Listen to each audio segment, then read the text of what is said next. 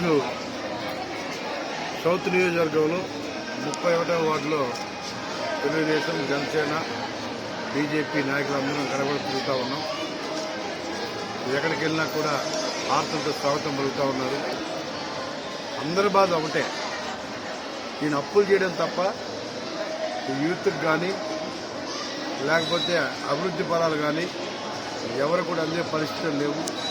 Employees ఇబ్బంది పడుతున్నారు, business చేసుకునే వాళ్ళు ఇబ్బంది పడుతున్నారు, అన్ని సామాజిక వర్గాల ప్రజలు కూడా ఇబ్బంది పడుతూ ఉన్నారు.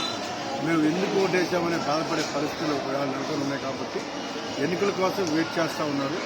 ఎవరు ఊహించే విధంగా అండర్ కరెంటు ఎవరు ఊహించే విధంగా మెజార్టీలతో గెలవబోతా ఉన్నారని చెప్పేసి మేము తెలియజేస్తా ఉన్నాం.